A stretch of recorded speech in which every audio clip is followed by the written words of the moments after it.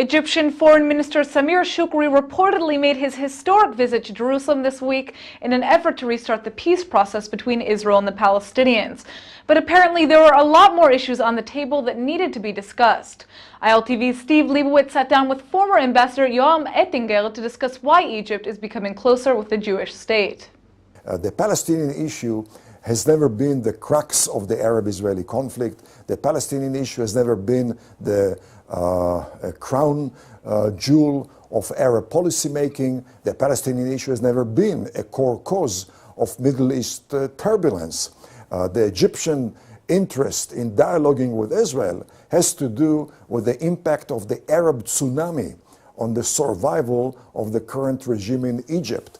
The Egyptian interest in Israel has to do with Israel's reliability in countering terrorism, because Egypt is concerned about Muslim Brotherhood and ISIS terrorism inside Egypt, inside Sinai, and in Gaza as a dagger which could hurt the Egyptian homeland security.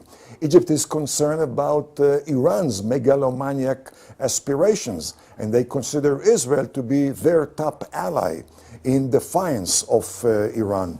Egypt is concerned about the future of the Hashemite regime in Jordan, because if Jordan falls to rogue regimes, Egypt may be next in line. And they consider Israel to be the major shield of Jordan in face of terrorists who are anti-American, anti-Egyptian, and anti-Jordanian. And certainly, when it comes to the Egyptian economy, they consider Israel's superb economic performance in view or against the backdrop of global economic collapse as another element which they could rely on when it comes to reboosting or bolstering their economy.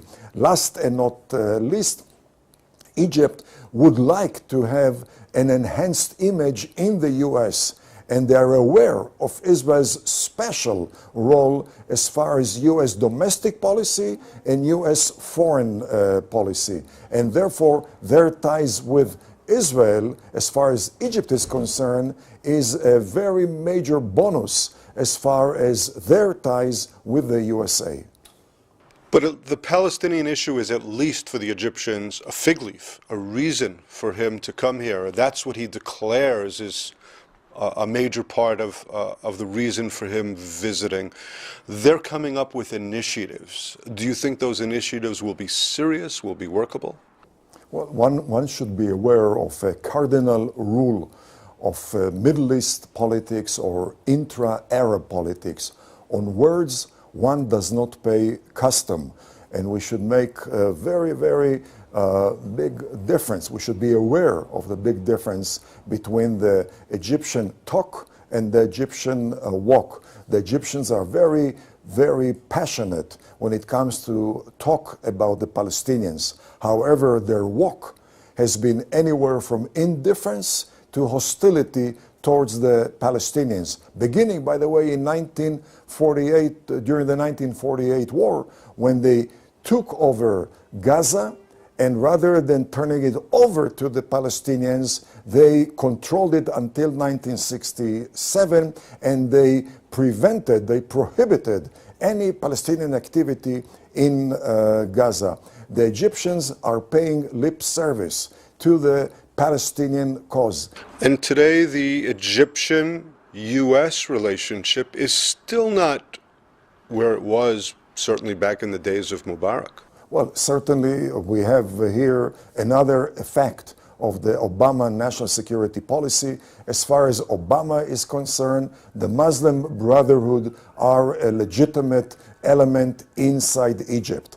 When Sisi took over in Egypt, he encountered opposition by Obama, who claimed that Sisi was not legitimate, but the Muslim Brotherhood, Morsi, their leader, was the legitimate leader. It was Obama who, during Mubarak's tenure, spoke in Cairo, insisting that the Muslim Brotherhood leaders would attend his speech at Cairo University. In protest, Mubarak did not attend that session, and no one could no one could miss the very friendly eye contact between Obama and the Muslim Brotherhood, the #1 enemy of Mubarak, the #1 enemy of General Sisi, the #1 threat to every single pro-American Arab regime in the Middle East. Yoram Ettinger, as always, thanks for being with us at ILTV. Thank you very much.